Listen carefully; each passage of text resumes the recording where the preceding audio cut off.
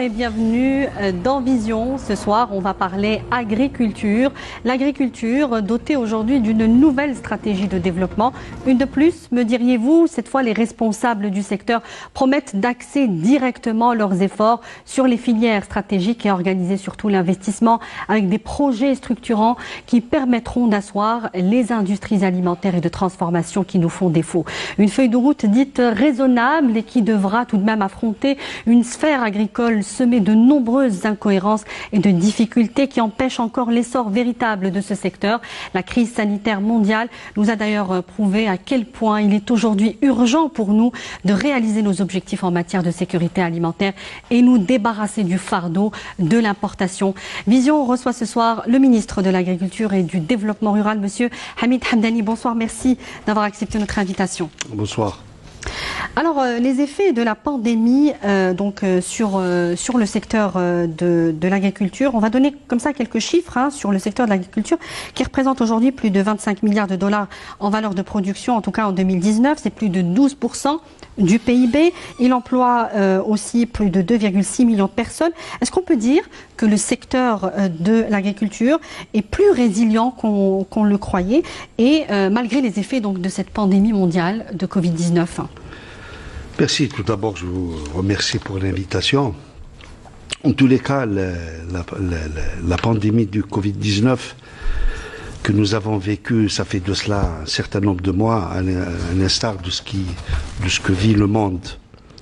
Si je dois ramener le monde agricole ou l'effort des agriculteurs et des éleveurs, que je salue très fortement au passage, et qui ont été d'ailleurs salués par M. le Président de la République, je rappelle que pendant cette pandémie,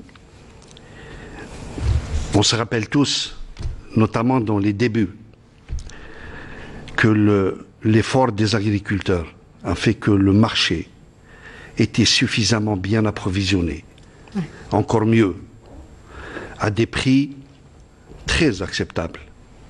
Ce qui est aussi un peu à saluer, une action à saluer, c'est que pendant la pandémie, pendant que le monde, y compris certains pays européens, et moi je suivais ça de très près en ce temps-là, se débattaient dans les fluctuations de coûts de certains produits et leur disponibilité sur le marché, disponibilité durable sur le marché.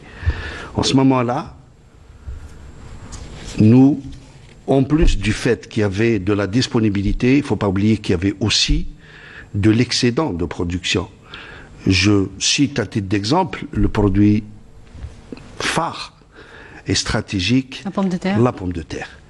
Donc l'État a mis en place certains outils de régulation pour venir au secours, venir en aide à ces agriculteurs pour pouvoir stocker et laisser toujours des stocks stratégiques pour d'éventuelles perturbations de marché, que ça vienne à l'instar ou au regard de la pandémie, autre chose.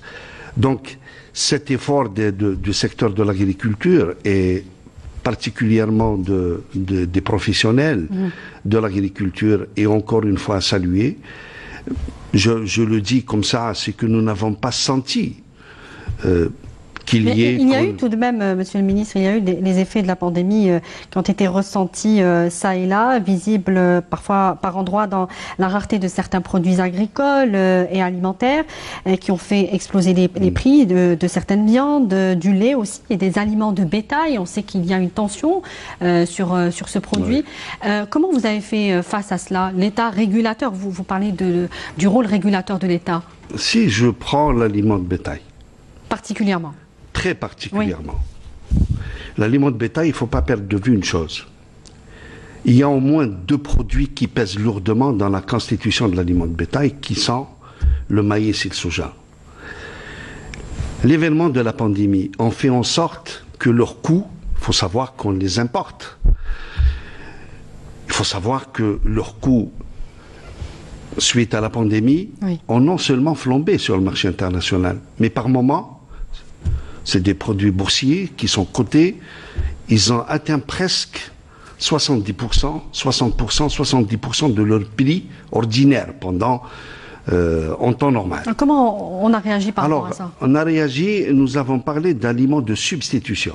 L'aliment de substitution de quoi? C'est de substituer ces aliments énergétiques qui sont le maïs et le soja par des aliments que nous produisons. Pour preuve, nous avons pris un dispositif tel que le dispositif que nous appelons nous, un dispositif où on intégrerait des essieux de Munnery, hein, c'est le sang, oui, et bien sûr il y a aussi l'orge. Et nous avons mis sur le marché, pour éviter qu'il y ait une rupture assez importante, nous avons fait en sorte avec les offices, notamment l'ONAB, les offices de production d'aliments, de mettre sur le marché plusieurs types d'aliments à des prix différents. À savoir, celui qui est constitué par du maïs et du soja, celui qui est constitué par du sang et celui qui est fait à partir de l'orge. Mieux encore, nous avons pris un dispositif pour élargir, non pas la gamme, mais élargir aussi les bénéficiaires et les espèces. À un moment, cet aliment n'était destiné que pour les éleveurs laitiers. Nous avons dit, compte tenu de cette situation particulière, et pour éviter, et pour freiner, un tant soit peu, l'inflation ou la spéculation, je dirais. Oui, il y a une forte spéculation sur ces produits, effectivement. La spéculation de ces produits, nous avons élargi à toutes les espèces, nous avons élargi à tous les éleveurs, qu'ils soient individuels ou bien organisés en coopérative. Ça a quand même atténué. Mais l'effort doit être fait de telle sorte à pouvoir produire à des niveaux donnés, 30%, 40% de nos besoins, à partir de ces éléments, à partir de ces aliments constituants et lourdement constitués dans l'aliment de bétail. Donc, c'est ce qui nous pousse aujourd'hui à produire, par exemple, d'aller vers la production du maïs, et on va en reparler. Absolument. Oui, Absolument. Pour éviter ces problèmes. Alors, la gestion des stocks stratégiques, M. Hamdani, et la lutte contre la spéculation, vous en parliez. Il y a aujourd'hui des plateformes numériques pour surveiller les stocks au niveau de votre département, l'adoption de systèmes spéciaux pour faire face à la spéculation et des mesures d'appoint. Donc justement, est-ce que cela a été suffisant? On vous parlait d'un programme de numérisation important au niveau de votre département. Est-ce que c'est ça qui va régler ces tensions sur les stocks stratégiques? Et on l'a vu avec la pandémie, la nécessité de cette numérisation est plus qu'importante. Entre autres, le système de numérisation ou la numérisation du secteur de l'agriculture à l'instar des autres secteurs. Il faut savoir que c'est d'abord inscrit comme étant une action fondamentale dans le programme du gouvernement et dans les orientations et les instructions de M. le Président de la République. C'est plus de 2 milliards de dinars, hein? Absolument. Oui. Pour le secteur de l'agriculture, c'est plus de 2 milliards pour mettre en œuvre cet outil de numérisation du secteur. Mais en plus, la numérisation, c'est surtout dans le souci de rationalisation et dans le souci de traçabilité. Oui. Le contrôle aussi. Et le contrôle. Bien sûr, la traçabilité va certainement avec le contrôle. Donc, quand on parle de rationalisation et on parle de traçabilité, très certainement, on parle de contrôle, on atténue, on suit mieux, on régule mieux, on sait à qui on a affaire, qu'est-ce qui différencie un véritable professionnel de celui qui ne l'est pas, etc. Donc là, nous nous souscrivons pleinement. Nous avons aujourd'hui ce que nous appelons des applications métiers. C'est-à-dire, au-delà de la numérisation totale du secteur qui est en cours, et qui certainement demandera du temps, l'étude est en cours, mais en tous les cas, nous avons un échéancier pour le faire. Mais quelle est la priorité dans ce programme de numérisation? Par exemple, il y a la gestion à distance aussi des grandes exploitations qui vont être consenties dans le sud du pays. La priorité, c'est d'abord la gestion du patrimoine foncier. Qui dit patrimoine foncier dit très certainement le suivi des exploitations au quotidien. C'est ça. Troisième chose. Suivi à distance, donc. Absolument. Troisième chose, c'est le suivi des stocks. Quatrième chose, c'est le suivi de tout le système de régulation des produits, particulièrement des produits dits stratégiques. C'est tout cet ensemble que nous appelons des applications métiers. Je vous cite à titre d'exemple. Il y a une application qui est en voie d'être finalisée maintenant.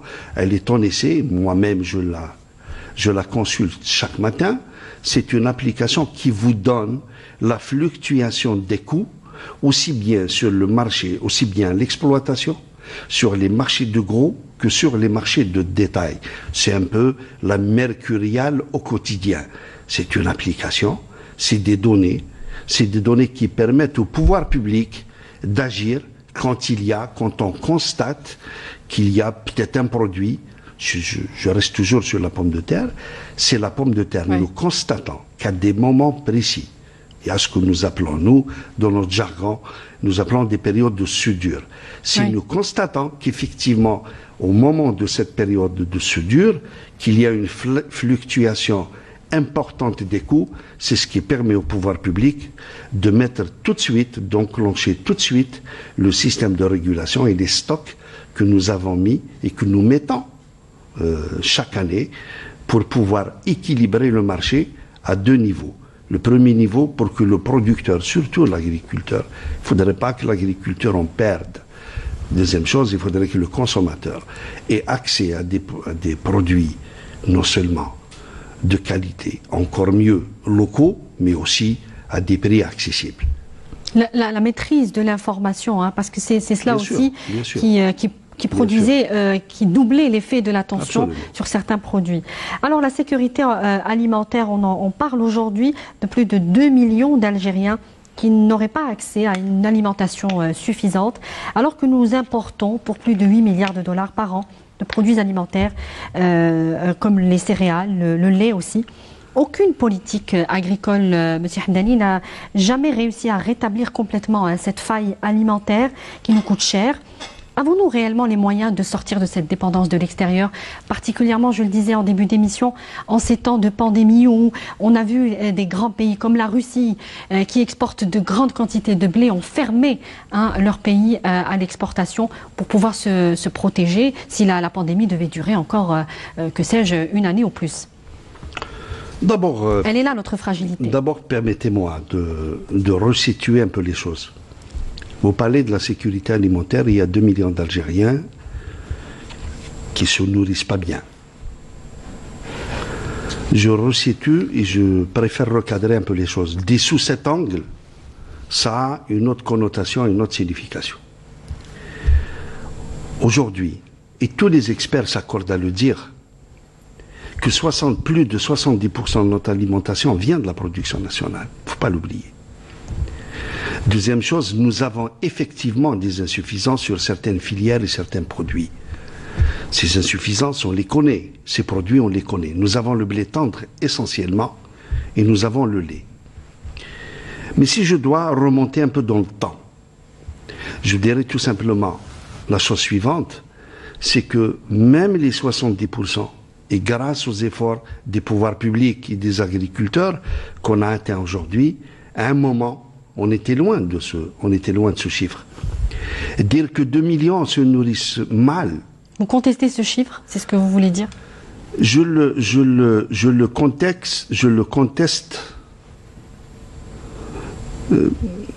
conteste fondamentalement. 2 millions de personnes qui se nourrissent mal ou qui se nourrissent très insuffisamment, voudrait dire quoi? Que même l'accès aux 70% que nous assurons se fait mal? Est-ce que ce chiffre de 70% est avéré? C'est un chiffre avéré. Est-ce qu'il est stable? C'est un chiffre qui évolue, au contraire, qui évolue. Vous savez, vous regardez d'un côté, vous avez les productions d'un côté. Et nous assistons ces dernières années, ces derniers mois, disons une année, deux, quand on parle d'excédent. Vous-même, vous dites excédent. Et nous le constatons aujourd'hui sur pas mal de produits. Je vous cite à titre d'exemple un chiffre réel de maintenant, d'aujourd'hui. Oui. En mois de décembre, nous avons un excédent sur la tomate et qui se commercialise à une moyenne de 35-40 dinars. Moi-même hier, je regardais un peu les prix sur les marchés de gros, notamment dans une région du sud, elle était entre 28 et 30 dinars. Vous êtes au mois de décembre. C'est-à-dire vous êtes à un moment où vous avez des régions du sud qui approvisionnent un peu le marché, essentiellement le marché national. Alors d'un côté, on parle d'excédent, on parle de production. Et d'un autre côté, on a le doute sur le chiffre. Le doute, on le voit sur le terrain. Le doute, on le voit, est-ce qu'on n'a pas créé ces excédents? Il va falloir aujourd'hui faire l'effort sur tous les aspects de valorisation, de transformation, de packaging, d'avoir des systèmes qui justement, puissent les excédents ne sont pas toujours positifs, valorisés pour nous. Voilà. Et on va y revenir, justement, sur ces industries agroalimentaires. Maintenant, vous me permettez aussi qui nous font défaut. De terminer un peu, de dire que nous importons le tout, ou que nous importons, nous avons certains produits que nous importons, effectivement, qui nous pèsent lourd dans la balance commerciale. D'où l'essence de cette feuille de route et d'où l'essence des instructions et des orientations du gouvernement et de la politique du gouvernement pour justement avoir une politique ou une stratégie qui doit cibler essentiellement ces filières. Mais pour ce faire, il y a une feuille de route, c'est bien. Nous avons plus de visibilité, c'est bien. Mais l'adhésion de tous les opérateurs, l'adhésion de tous les agriculteurs, l'aspect organisationnel, le socle de l'agriculture, le système de financement, la couverture sociale des agriculteurs. Et puis la multisectorialité aussi, travailler avec le commerce, le secteur du commerce notamment. Ce qu'a ramené de nouveau Monsieur le Président de la République dans la vision de son programme, et ce qui est nouveau et ce qui est bien dans la stratégie, la politique et le programme du gouvernement, c'est justement de travailler en intersectorialité, d'autant plus quand on parle du secteur de l'agriculture. Donc moi je conteste un peu, non pas uniquement le chiffre, c'est un chiffre qu'on annonce, mais en tous les cas, je conteste beaucoup plus le principe. Oui, nous avons des insuffisances. Bien sûr que nous avons des insuffisances sur le blé tendre. Bien sûr que nous avons des insuffisances sur le lait. Bien sûr que nous avons des insuffisances sur le maïs. C'est pas moi qui vous dirai, c'est bien que l'Algérie est un pays comme le nôtre, qui a un espace laïberk, et nous travaillons sur 7 millions d'hectares au niveau des régions du Sud, où nous pourrons très facilement mettre en valeur entre 500 000 et 1 million d'hectares, nous importons 4 millions de tonnes de maïs. Non, mouch ma'koul. Walakin, ça, c'est des stratégies qui doivent se construire. Elles doivent se construire avec une bonne visibilité. Elles doivent se construire avec la concertation de tout le monde. Elles doivent se construire avec l'adhésion de tout le monde. Il y a un problème, vous revenez sur le principe de l'adhésion. Il y a un problème avec les professionnels du secteur à faire adhérer tout le monde. Peut-être qu'il y a un problème de confiance aussi avec ces professionnels à qui on a promis cette construction, cette réorganisation du secteur. On leur a promis beaucoup de choses et ça n'est finalement jamais vraiment, ça s'est jamais complètement concrétisé. Elle vient de là aussi. Rétablir la confiance avec les opérateurs et les l'agriculteur, le premier. Et l'agriculteur est un impératif. Est un impératif fondamental pour preuve. Nous avons vécu et nous vivons encore tous les incidents, tous les aléas qui se sont passés pendant 10, 15, 20 ans. À mon avis, s'il y a une chose sur laquelle il va falloir revenir, c'est que c'est sur les valeurs. Donc aujourd'hui, nous mettons cet opérateur, qu'il soit agriculteur ou autre, dans un environnement qui était très hostile. Et je vous rejoins, quand on promet trop, il ne faut surtout pas le faire avec le monde agricole et avec le monde rural. L'agriculteur, c'est le quotidien, c'est tous les jours. C'est d'être à la hauteur de ses engagements, c'est de l'accompagner. C'est laborieux, oui. Voilà. Donc, c'est toute cette politique, c'est tout ce programme que nous voulons mener et c'est ce programme qui nous poussera et qui pousse à vouloir construire cette Algérie que nous voulons.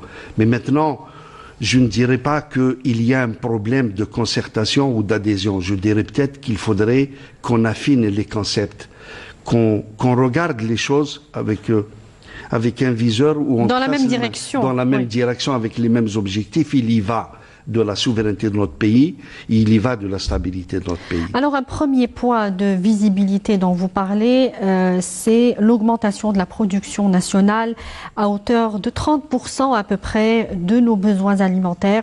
Selon les objectifs de la feuille de route de votre département, il y a de nombreux critères. On peut citer par exemple la fragilité des écosystèmes qui ne permettent pas par exemple d'aller plus loin. Mais vous parlez justement du chiffre de 70% que nous comblons aujourd'hui à travers la production, 30% serait le reste. Comment vous avez fait ce calcul? Sur quelle base? Pourquoi 30%? Pourquoi pas plus? Pourquoi pas 50%? C'est en relation directe avec ce que nous venons de développer jusqu'à maintenant. Vous savez, quand nous parlons de les 70%, c'est clair. Je parle des filières maraîchères. Maraîchères surtout. Oui. Je parle des fruits, je parle des légumes. Et quand nous regardons très bien la matrice agricole, nous rendons compte qu'au fait, la balance, ce qui pèse lourdement dans la balance commerciale va sur d'autres filières. Qui sont, jusqu'à aujourd'hui, les blés, le lait, le maïs, les huiles et le sucre. Essentiellement, c'est ces produits qui pèsent lourdement. Et nous avons identifié des espaces où ces filières pourraient se développer. Ces espaces, c'est où? Nous avons dit essentiellement dans le sud et pourquoi pas dans les hauts plateaux.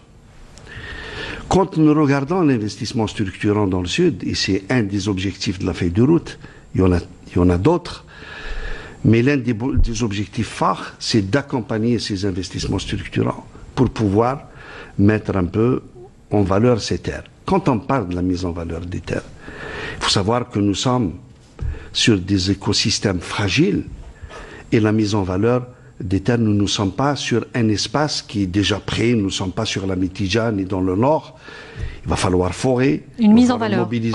Mobiliser la ressource hydrique, ramener de l'énergie, adapter les cultures aux espaces, se soucier du développement durable, ne pas fragiliser les écosystèmes, etc., etc. Donc la première approche, c'est de dire, si on devrait, au conditionnel, produire un peu les 100% d'un produit quelconque, que je viens de citer, oui, il va falloir à côté regarder la mobilisation de l'assiette foncière. Et si on devait réaliser le tout, des 5 ou 6 produits phares, il va falloir mobiliser des hectares et des espaces très très importants. Nous avons adopté une démarche, pas prudente, mais une démarche cohérente. Quand nous fixons les 30%, nous avons dit, il y a le temps. Nous avons des objectifs, et c'est la deuxième partie de la feuille de route. La première partie étant les actions à effet rapide, mais la deuxième partie, c'est un peu tout ce qui est transversal et tout ce qui s'inscrit dans le temps.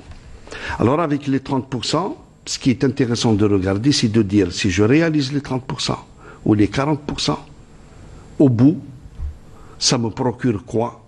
On gagne sur la balance économique, donc oui, je gagne quoi en milliards de dollars, je crée combien d'emplois, et je crée quel type de richesse, et je substitue à hauteur de combien par rapport à mes importations. Alors je vais juste donner un exemple par rapport à ce que vous êtes en train de dire pour mieux comprendre votre propos. Nous allons par exemple vers de nouvelles cultures agricoles comme le colza ou le maïs. Oui. Pour le colza, vous dites que c'est un gain par an de près de 80 millions de dollars. C'est ça, pour le trésor public. Est-ce que justement c'est quelque chose de rentable, d'autant qu'il y a une mise en valeur des terres, il y aura donc un investissement et que nous devons surtout importer les semences du colza que nous ne produisons pas. Est-ce que 80 millions de dollars, c'est quelque chose qui est... Alors vous venez de citer l'exemple le plus frappant, et je vous en remercie au passage. C'est une question pertinente. Alors, pour le colza, il faut savoir que le colza que nous avons inscrit dans notre feuille de route pour un démarrage en 2021, il a démarré, ça fait un mois. Dans l'est du pays, dans l'est du pays. Sur 3 000 hectares à peu près, 3-4 000 hectares. Très bien. Deuxième chose, c'est que particulièrement pour la culture du colza, elle va se faire sur des parties que nous appelons la résorption de la jachère. Donc elle va se faire... C'est-à-dire, c'est des terres que nous laissons, et c'est des terres qui sont laissées au repos. Et en termes là je vais rentrer un peu dans le technique, oui, en termes d'assolement, le colza étant une culture qui s'adapte bien. Deuxième condition, c'est une culture elle doit se mener là où on a des ressources en eau, donc où nous recevons de la... L'eau y est abondante. Voilà. Oui. Donc c'est pour ça que c'est pas fortuit que nous avons ciblé ces régions. Mieux encore, vous avez touché du doigt le segment le plus important qui est celui des semences. C'est vrai que nous avons lancé sur les 3000 hectares comme un début, l'objectif étant d'atteindre 100 000 hectares à l'horizon 2024. Très bien. Donc sur les 3000 hectares, ça va nous donner d'abord, les agriculteurs vont se familiariser avec cette culture parce que c'est nouveau. Deuxièmement, nous les avons sécurisés parce que produire de la graine de colza, la première question qui revient, c'est qui la prendra? Qui fera la trituration? Donc il faut des garanties pour les agriculteurs. Tout ce travail de préfinancement, de convention avec les industriels pour la prendre, il a été fait. C'est pour ça qu'on a lancé ces 3000 hectares, mais mieux. Nous avons réservé, en plus de ces 3000, 1000 hectares pour la production de semences. La production de semences... De quelles semences particulièrement? Du colza. Du colza. Du colza. Et la production de semences du colza, elle va venir de la semence locale que nous avons récoltée chez certains semenciers, et essentiellement au niveau de l'Institut technique des grandes cultures. Des pépinières. Voilà. Mais ce qui est bien, la question qu'il faut poser, c'est que ces 1000 hectares de semences vont nous permettre à partir de l'année prochaine d'ensemencer, c'est-à-dire d'avoir un capital semence, de quoi pouvoir faire plus de 200 000 hectares de semences, alors que nous avons un objectif de 100 000. Donc, ça ne suffit pas de dire je vais produire du colza sur la base d'une semence que j'importe mais qui est hybride. C'est-à-dire, vous êtes obligé de la renouveler, d'importer chaque année, mais l'effort, il a été fait, la vision, elle a été faite de telle sorte à pouvoir produire cette graine, mais encore mieux, de s'autonomiser sur la semence. Donc c'est un travail qui se fait en parallèle. En parallèle. Oui. Nous avons nos fermes pilotes, donc ils sont sous l'égide de certains groupes économiques, aujourd'hui, avec un suivi permanent des instituts et des spécialistes pour pouvoir arriver à des rendements appréciables. Mais regardez, dans le Yani Adaf al-Iman, 6 000 hectares vont nous permettre d'ensemencer 200 000 hectares à partir de l'année prochaine. Et donc de doubler ce chiffre de 80 Absolument. millions. Donc c'est ça un peu la vision, c'est de dire oui, pour la trituration, je vais gagner 80 millions, 70 millions, 60 millions. Bon, en tous les cas, on va gagner par rapport aux produits que nous importons, et nous l'importons encore mieux. La valeur ajoutée, on la laisse là-bas quand on importe les huiles. Hein? Par contre, quand vous produisez la graine, vous créez de l'emploi, et la valeur ajoutée, elle reste au niveau local, mais encore mieux, je gagne sur les importations, mais ce qui est bien, c'est de pouvoir aussi produire sa semence pour vraiment prendre son autonomie pour les programmes qui vont venir pour élargir ce programme. Alors justement, élargir le programme de la production des plants en amont, où est-ce qu'on en est, Monsieur Hamdani, puisqu'on sait qu'à part le blé, évidemment, les semences de blé qu'on n'importe plus, est-ce qu'il y a un programme dans ce sens pour produire nos propres semences et là encore nous débarrasser, nous libérer de l'importation de ces semences qui nous coûtent très cher aussi, hein? Vous savez, je vais vous dire la chose suivante. Quand on parle de sécurité alimentaire, sur un plan, oui, nous produisons, je le réitère, je le dis, un peu plus de 70% dans la ration alimentaire des Algériens et de nos concitoyens. Mais la véritable bataille pour dire que, effectivement, nous assurons, nous consolidons la sécurité alimentaire. J'aime plutôt dire consolider sa sécurité alimentaire plutôt que de dire l'insécurité alimentaire. Nous serions plus proches de la consolidation que de la sécurité. Nous sommes plus proches de la consolidation de la sécurité alimentaire, mais mieux. On sera plus à l'aise. On parlera encore mieux d'une bonne consolidation de la sécurité alimentaire quand effectivement nous maîtrisons la production de nos semences.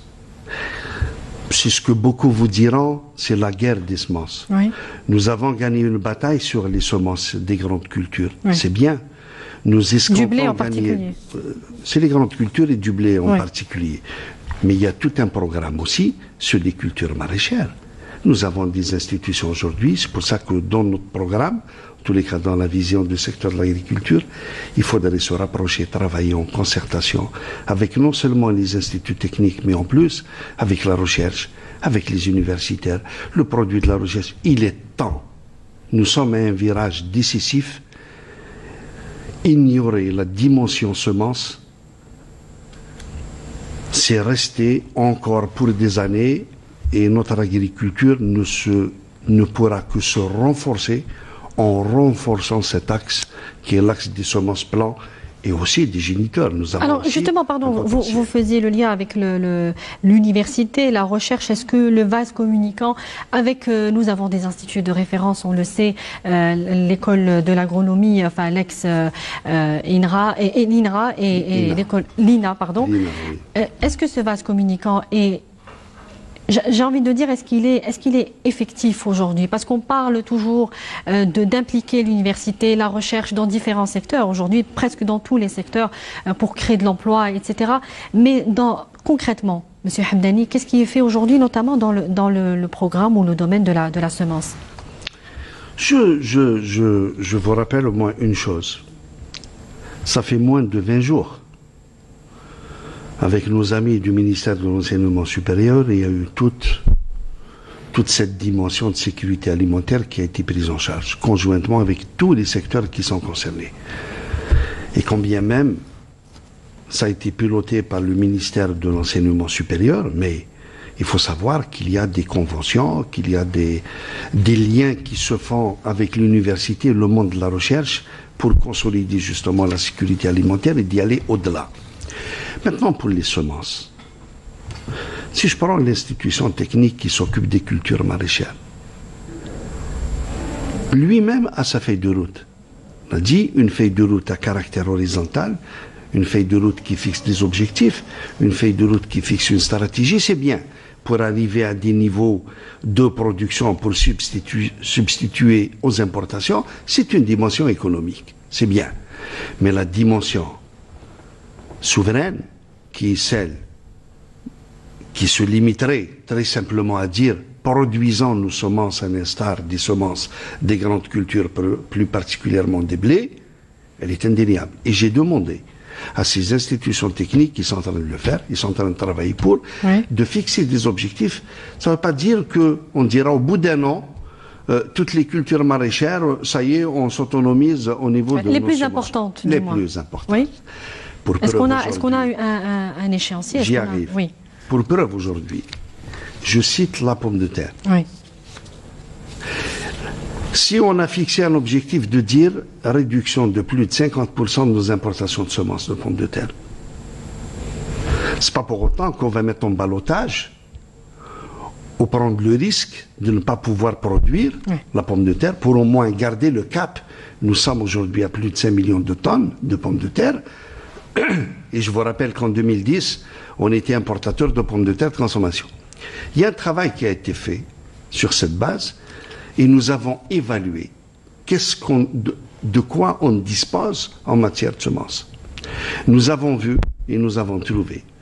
Dans la pomme de terre, vous avez 3 classes qui sont très prépondérantes et pesantes.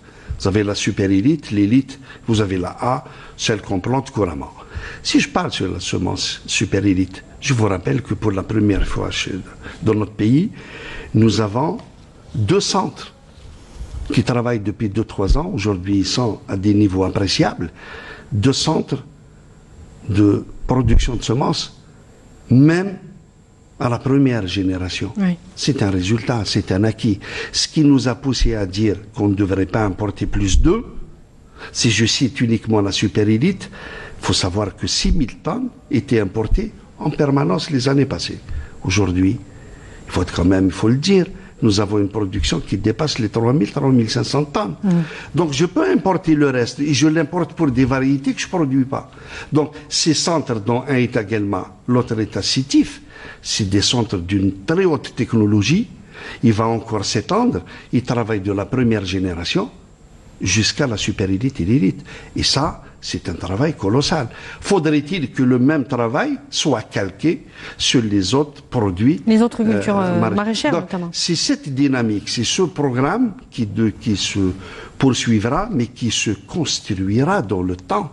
Produire de la semence, c'est une question qui interpelle tous les chercheurs et les universitaires, et c'est une question aussi qui, la construction nous interpelle d'abord de s'y mettre, deuxièmement, à mon avis, il faut donner le temps au temps. Il ne faut pas toujours regarder, je m'excuse du terme, le verre toujours à moitié plein. Il faut quand même capitaliser ce que nous avons Je vous dis aujourd'hui, tout l'investissement agricole qui est en train de se faire par des promoteurs privés au niveau du Nord, au niveau des fermes. Mais c'est quelque chose d'une très haute technologie. Et qui était assez inimaginable il y a quelque temps. Inimaginable, c'est bien de dire quelles sont nos insuffisances et on les reconnaît. Il va falloir qu'on s'y mette. C'est vrai de dire que nous avons sur certaines filières, oui, il faut on va parler inverser la tendance, mais il faut aussi capitaliser ce que nous avons, l'effort de ces agriculteurs, l'effort de ces opérateurs économiques. Alors, nous sommes 3e importateur de blé tendre à l'échelle de la planète. Nous sommes aussi classé 3e importateur mondial de lait. Vous parlez pour le blé d'une augmentation progressive de la production, avec pour le blé tendre une moyenne de 20 hectares par an au nord comme au sud, calqué sur le même modèle au sud. Et vous parlez d'un gain de plus d'1 milliard de dollars par an. C'est bien cela. Moi, j'aimerais revenir sur une de vos déclarations, M. Hamdani. J'aimerais que vous la commentiez ce soir parce que elle interpelle. Vous dites que cette situation, la situation de l'importation massive de blé n'est pas due à un mode de consommation nationale de ce produit, mais plutôt au nombre élevé des minoteries qui dépassent actuellement les 400 unités. Alors vous dites que ce dossier va être traité, contrôlé, etc. Mais est-ce que nous importons, même si nous n'avons pas besoin d'autant de blé? Qu'est-ce que cette déclaration veut dire exactement? D'abord, permettez-moi de recadrer un peu les choses. Oui. Ce n'est pas 20 hectares, c'est 20 000 hectares. 20 000 hectares, pardon, au nord et 20 000 hectares par sud. Et là, quand nous parlons de 20 000 hectares dans le nord et 20 000 hectares dans le sud, nous parlons de l'irrigation d'appoint. C'est-à-dire, c'est d'utiliser cette technique d'irrigation qui va nous permettre d'augmenter nos rendements, d'augmenter nos productions. Vous devez dire quoi? Nous avons fixé à l'horizon 2024 un objectif qui tournerait entre le sud et le nord autour de 500 000 hectares qui sont réservés à la céréaliculture, notamment au blé, mais en augmentant les rendements par la technique d'irrigation d'appoint. Uniquement cette technique en elle-même, au bout de 4 ans, c'est quand même un gain qui dépasserait les 400 millions de dollars. Voilà un peu ce que comporte la feuille de route. Parce que quand vous augmentez vos rendements, vous augmentez vos productions. Quand vous augmentez vos productions, très certainement par rapport à vos besoins, vous importerez moins. Très bien. Je reviens maintenant à votre question au blé tendre. Il est vrai, j'avais dit à un moment, il faut se poser la question. Nous importons 6 millions de tonnes pour. Nous consommons 6 millions de tonnes. Question à se poser. D'où un peu tout l'intérêt que nous sommes en train de travailler sur cette question. Vous parlez de gaspillage? Clairement. J'y arrive. Donc, il faut d'abord, quel est le modèle de consommation? Quelles sont les enquêtes de consommation? Il faut les lancer. Ce n'est pas au secteur de l'agriculture seul de lancer, mais en tous les cas, c'est un point qui est inscrit fortement dans le programme du gouvernement avec les secteurs concernés. On consommerait combien? Juste à titre vous savez, indicatif. Il faut que je l'explique. Oui. Ce n'est pas tellement dans la consommation que le problème se pose, comme bien même un travail d'enquête de consommation, de modèle de consommation doit être lancé. Oui. Mais c'est plutôt de dire, nous sommes comptables sur quoi? Je réponds en disant, nous sommes comptables pour mettre à la disposition de nos concitoyens un produit soutenu, l'État soutient, à longueur d'année, et d'une façon durable et permanente. Très bien.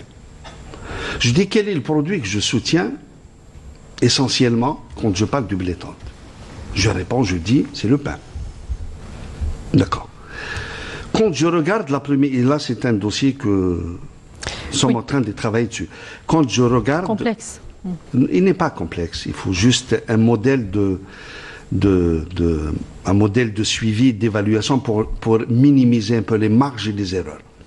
Quand je regarde, je zoome ça de très près. Je dis, au fait, nous avons combien d'opérateurs, combien de boulangeries qui interviennent. Donc, conjointement avec nos amis du commerce, nous avons un chiffre. Ce chiffre, quand je le prends en lui, comme ça... Qui est de?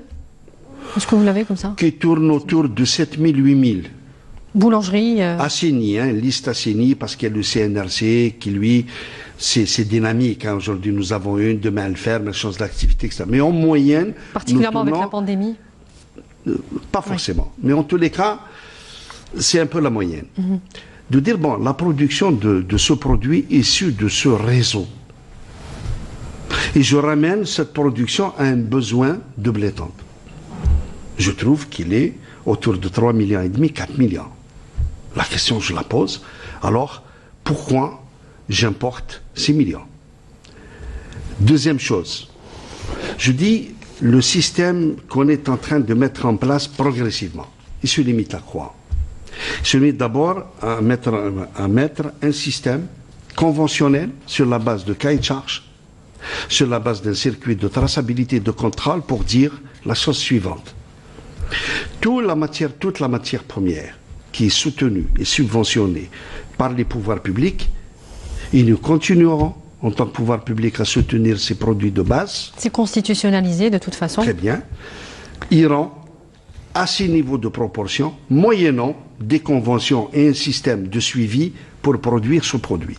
Le reste des produits qui sont issus de cette matière première, mais qui ne rentrent pas dans le cadre du soutien de la subvention de l'État, il ne faut pas détourner un produit pour le pain pour en faire autre chose, seront peut-être importés ou produits, mais en tous les cas, ils le seront au prix coûtant.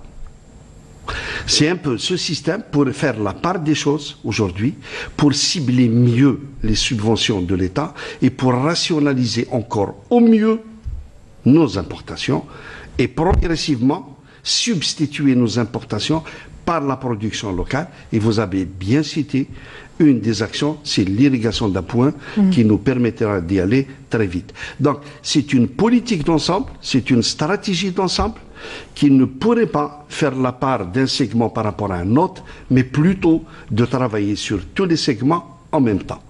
Voilà un peu le fond de ma déclaration. C'est vrai que nous avons des capacités énormes en matière de capacité de transformation, et je cite les minoteries. C'est des investissements. Et ces dossiers justement des minoteries, comment vous allez le traiter? C'est des investissements qui sont en tous les cas ici, on a c'est des investissements nationaux, mais je pense que progressivement et dans la concertation avec ces opérateurs, avec les secteurs concernés, il va falloir qu'à un moment qu'on fasse la part des choses. C'est-à-dire concrètement? C'est-à-dire que vous orientez la matière première soutenue à des niveaux pour produire un produit soutenu et le reste... Mais aujourd'hui, est-ce que nous avons trop de minoteries? C'est ce que vous dites un peu. Vous savez, trop madame, de minoteries pour... dire trop ou pas, en tous les cas, elles sont là. Nous n'allons pas les ignorer pour autant. Elles sont là. Il va falloir maintenant mettre... L'idée, c'est de mettre en place des systèmes qui puissent s'adapter, qui puissent un peu créer de la richesse et de la valeur ajoutée avec l'ensemble des investissements et des investisseurs que nous avons. Nous avons un peu plus de 400 000 noteries, très bien, mais maintenant il va falloir, dans la concertation, mettre en place une stratégie de telle sorte, il y a une partie qui sera de la matière première orientée vers ces unités ou ces opérateurs pour produire de la matière première soutenue, le reste étant en prix coûtant, pour des produits qui sont marchands et libres, pour peu qu'ils soient marchands et loyaux, ils seront libres sur le marché. Très bien. C'est la mission publique. Alors, l'agriculture saharienne, vous avez parlé d'ailleurs d'un potentiel agricole de plus de 7 millions de terres arables dans le sud. L'agriculture saharienne aujourd'hui devra permettre de gagner le programme dans cette filière devra nous permettre de gagner plus d'1 million d'hectares de périmètre agricole. C'est bien cela. Comment, Monsieur Hamdani? L'augmentation des périmètres irrigués, par quels moyens? Avons-nous justement les moyens aujourd'hui de le faire? Premièrement, c'est que nous avons, depuis le mois d'août, travaillé en utilisant des technologies de pointe. Donc nous avons travaillé essentiellement avec le secteur des ressources en eau à travers certains organismes qui gèrent d'une façon directe cette ressource, mais nous avons aussi travaillé avec l'ASAL, donc l'Agence spatiale. Pour identifier, hein, il faut l'expliquer. Pour identifier d'une façon précise. Oui. Identifier quoi? Justement. Donc, nous sommes partis sur un potentiel, effectivement, qui dépasserait les 6-7 millions d'hectares. Et puis le travail consistait à faire quoi? De dire, dans une première phase, on peut accéder à un foncier de combien, qui lui n'est pas uniquement un foncier en brut, parce que nous n'avons pas un problème d'espace, mais plutôt c'est un foncier qui est identifié, mais en plus, oui, il recèle de la ressource hydrique. Toutes les terres arabes ne se valent pas, M. Hamdani. Absolument, oui, absolument. Ils ne se valent pas. Par moment, vous avez l'espace, vous n'avez pas l'eau. Là où vous avez l'eau, vous avez un peu d'espace. Donc c'est tout ce travail qui a été fait avec la ZAL, et aujourd'hui nous avons une idée, ne serait-ce que comme une première phase, de l'espace qui sera dédié. L'espace, justement, il faudrait aller un petit peu plus vite parce que le temps qui nous est imparti est malheureusement presque terminé, ça va très vite. On parle de 325 000 hectares, c'est ça? On a parlé de 325 000 hectares. Aujourd'hui, nous en sommes à peu près à 500 000 hectares. 500 000 hectares. 500 000 hectares, le travail continue. Il ne faut pas oublier que d'un autre côté, nous avons aussi récupéré des terres qui dépasseraient les 250 000 hectares. Ça aussi, ça a augmenté parce que je m'étais arrêté à 100 000. Très bien. Oui. Donc là, non, le travail, il y a une dynamique et continue. Deuxième chose, nous avons dit, pour garantir l'investissement et pour mettre dans la tranquillité absolue les investisseurs, il faudrait lutter contre la bureaucratie. Et c'est ça l'objectif qui a amené le gouvernement, sur orientation du président de la République, de créer un office. Et cet office, Inch'Allah, d'ici la fin de l'année, au début de l'année, va être lancé. Toutes les conditions maintenant sont réunies, son siège, etc., etc. Donc il va être lancé. C'est quoi cet office? Cet office, c'est un peu un guichet unique, où tous les investisseurs, il n'y aura ni commission, ni sous-commission, ni commission ministérielle, ni commission wilaya, ni commission... Débureaucratiser un petit peu. Débureaucratiser, pas un petit peu, mais débureaucratiser d'une façon significative. Il s'agit quand même de l'accès au foncier à travers une stratégie d'investissement. Et c'est tout l'intérêt que porte le président de la République pour dire il faut lever toutes les contraintes quand il s'agit de l'investissement. Ouais. Surtout que les exploitations seront des exploitations géantes, donc on opte pour un modèle des grandes exploitations. Néanmoins, les petits exploitants ne seront pas exclus, M. Hamdani. Ils seront accompagnés. Ce sont d'ailleurs eux qui vont bénéficier de l'accompagnement de l'État, et non pas dans les grandes exploitations. Vous savez, nous sommes dans le Sud, il y a plusieurs espaces, plusieurs systèmes. Oui. Nous avons des systèmes oisiens, des systèmes d'agriculture. Il faut impérativement maintenir, avec l'apport de l'État, le soutien de l'État, le suivi des pouvoirs publics. Et nous avons notre segment qui, lui, va être versé dans l'investissement structurant autour des filières que nous avons suffisamment bien décrites.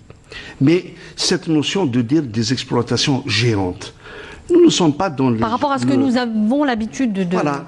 Le gigantisme, ce n'est pas ça qui est déterminant dans l'investissement. Hein. Vous avez c'est la nature des projets. Il faut y aller par palier. Il faut y aller progressivement. Il faut d'abord réaliser pour pouvoir passer, augmenter sa superficie. Il faudrait être très regardant sur la rationalisation et l'intelligence et les outils intelligents d'utilisation de la ressource hydrique. Oui. Justement, il y a un cahier des charges. Je profite de ce que il y a un cahier des charges qui accompagne ce texte de l'office, et ce cahier des charges aujourd'hui, il a même pris en compte, en son sein, l'exploitation de la ressource hydrique, avec même des mini-unités de drainage au besoin. C'est-à-dire, si vous êtes sur un espace où il y a un grand risque de salinité, de remontée, eh bien, l'investisseur serait tenu d'abord de faire une mini-station de drainage pour pouvoir garder en équilibre et de ne pas fragiliser ces écosystèmes dont des générations dépendent. Alors il y a 7 wilayas, juste pour terminer par rapport à ces exploitations du Sud, il y a 7 wilayas identifiées à fort potentiel, et ce sont elles dans lesquelles il y aura ces grandes exploitations. Le travail continue, hein, il est en continuité permanente. Donc il pourrait y avoir d'autres wilayas qui seraient éligibles, donc. Pourquoi nous avons dit terre saharienne? C'est pour ne pas les limiter justement à la circonscription du Sud. Vous avez des wilayas qui ont, vous parlez, je cite Khenchela al-Bayad. Oui. Khenchela, il y a le Sud Khenchela. Et oui, Donc, c'est tellement grand. C'est tellement grand que nous avons des sahariennes Oui. pour ne pas les limiter dans un espace géographique Oui. décrit comme étant sur des normes techniques de pluviométrie, désolé, je ne vais pas rentrer dans le détail, pour dire non, non, ça se passera uniquement là. Non, non, là où nous avons le potentiel foncier accompagné d'un potentiel hydrique, Oui. avec des études de faisabilité technico-économique sérieuses et pérennes et durables, on fera de l'investissement structurant. Alors la structure justement logistique nous fait défaut, Monsieur Hamdani. Cette agriculture saharienne va automatiquement exiger la mise en place des industries de transformation, de la mise en valeur en général, de chambres froides particulièrement, des abattoirs aux normes dans les grandes wilayas du sud, ce qui nous coûtera moins cher en transport. Comment justement, est-ce que tout cela est prévu, notamment pour les sucreries avec l'exploitation des betteraves particulièrement, Oui, et donc l'implantation d'usines, c'est ça, de transformation. Oui. Est-ce que tout cela est prévu et qui va faire ces investissements? Non, nous avons parlé d'investissement intégré. C'est des projets d'investissement intégrés. Oui. Nous sommes à 3% du taux de transformation. Très bien. Les investissements agroalimentaire. intégrés, il y va des opérateurs et des investisseurs. Bien sûr, il y a l'accompagnement public en termes de facilitation d'accès au foncier, en termes de crédit, en termes de bonification de crédit. Tout ça, c'est un accompagnement pour cet élan d'investissement. Mais le projet en lui-même, vous citez un bon exemple, la production de sucre, sur la base de la betterave sucrière. Il y va d'abord de l'unité de transformation. Moi, je suis content de voir aujourd'hui qu'il y a presque 1000 hectares qui sont déjà lancés en essai. Nous avons un investisseur qui a mis en essai 24 variétés. Et aujourd'hui, il vous dit, il y a au moins 3 variétés qui réussissent. Je suis content de voir que cette filière prend de l'élan. Même sans unité de transformation, on l'a transformé pour l'aliment de bétail, mais ça a donné des résultats spectaculaires. Ça fait quelques mois ou quelques années, c'était des choses qu'on n'en parlait même pas. On n'en parlait pas d'huile, on n'en parlait pas d'issue. Oui. Donc aujourd'hui, avec l'élan de sensibilisation et d'accompagnement, je pense qu'il y va de l'intérêt de notre économie, mais il ira aussi de la façon dont nous allons capter ces investisseurs. Nous allons capter ces capitaux. On va les capter comment? Par la lutte contre la bureaucratie, contre la facilitation des procédures, avec l'engagement public, surtout à travers les systèmes de financement, etc. Et c'est tout le travail que le gouvernement... Est-ce qu'on est ouvert à l'investissement étranger aujourd'hui? Absolument, oui. absolument, absolument. Je pense que c'est la loi de finances que nous venons de passer est assez révélatrice en la matière. Donc elle a ramené quand même du nouveau par rapport à ce qui était considéré un allègement comme aussi un allègement des procédures. Et c'est tout le programme du gouvernement pour avoir cette stratégie d'investissement. Alors pour vous, Monsieur le Ministre, l'exportation n'est pas un segment prioritaire. Vous dites que notre agriculture n'est pas orientée, je dirais, principalement sur l'exportation, mais c'est aussi un défi pour nous de nous placer sur des marchés intéressants, notamment le marché africain. On a vu récemment que la Russie est intéressée par les produits maraîchers algériens, elle qui importe dans d'autres pays, notamment le Maroc voisin ou l'Égypte. Comment aujourd'hui mettre en place, est-ce que c'est prévu dans votre feuille de route, une stratégie d'exportation, même à petite échelle? Vous dites que le ministre de l'Agriculture n'est pas intéressé par l'exportation. Vous l'avez déclaré. Vous avez dit que ce n'était pas votre priorité. Non, non. Moi, je travaille, on travaille en fixant les priorités. Oui. La priorité aujourd'hui étant, c'est vrai, pour certains produits étant la production nationale. L'autosuffisance. La stabilisation du marché, l'accès aux produits, la tranquillité des agriculteurs, faire les fondements de l'agriculture, les systèmes de financement tels que le crédit mutuel rural, la couverture sociale des agriculteurs, le système d'assurance, le système de coopérative, tout ça, nous sommes en train de le mettre en place. Les coopératives, le retour aux coopératives. Le retour aux coopératives. Nous venons de passer un texte. Il y a des campagnes de sensibilisation, il y a même une forte adhésion que je salue au passage. Mais l'exportation, c'est indéniable. C'est-à-dire, il y a certains produits où nous mettons en même temps, l'effort se fait en même temps. Il y a des produits des niches tels que les produits de terroir. tels que la valorisation de certains produits, tels que les primeurs. Mais en matière de valeur ajoutée, nous sommes encore loin. Oui, de valeur, comment on appelle ça? De valeur ajoutée, oui. Par rapport à l'exportation, nous ne sommes pas encore placés sur les marchés internationaux. Vous savez, l'exportation est un métier. Pourtant des marchés accessibles. Hein. L'exportation est un métier. L'exportation, il est lié, certes, au produit, à sa qualité, à sa notoriété et bien sûr à sa particularité, surtout les primeurs. Quand vous placez les primeurs, c'est pas tous les pays qui arrivent avec un certain produit, oui. Et nous avons cette opportunité, cette possibilité, nous. Mais quand même, l'exportation est aussi un métier. Et un métier qui s'apprend. Donc nous sommes en train, conjointement avec le ministère du Commerce, il y a tout un ministère délégué qui est dédié à cette dimension d'exportation. Je pense qu'aujourd'hui, il y a de l'expérience qu'on commence à avoir, à acquérir par les opérateurs, mais il faudrait qu'à un moment, qu'il y ait beaucoup de facilitation. Mais concrètement, M. Hamdani, qu'est-ce qui est fait pour mettre en liaison producteurs et exportateurs, ou peut-être en matière de logistique? Qu'est-ce qui est fait concrètement aujourd'hui pour aller sur ce segment d'activité? Vous savez, vous êtes en train de poser une question, qu'est-ce qui est fait concrètement? Moi, je vous dis, les choses se construisent. On ne peut pas sortir d'une situation telle que celle que nous vivons, je préfère éviter le détail, mais en tous les cas, concrètement, tous les textes qui sont en train d'être adaptés. Oui. Toutes les facilitations financières de crédit qu'on est en train de donner pour encourager, je ne dis pas que c'est suffisant. Tout ce qu'on est en train de faire pour un peu mettre en valeur ces produits qui sont exportables. Mais je pense qu'il faut aussi qu'il y ait un travail de concertation, un travail qui interpellerait tous les opérateurs. Donc c'est quelque chose qui va s'inscrire dans la durée. Est-ce que vous dites? C'est déjà inscrit. Oui. Je viens de parler ce matin avec un des acteurs de la filière date, ce que nous sommes en train d'enregistrer, quand bien même il y a le Covid, oui. En termes d'exportation de la date. Qui sont très remontés, hein, les exploitants dans la filière date en ce moment. Enfin, vous savez, il ne faudrait pas qu'on ignore, soit sciemment, soit par inadvertance, que nous vivons une situation particulière, particulièrement sur le plan sanitaire. Oui. C'est le monde qui est dans cette situation. C'est tous les pays du monde qui sont...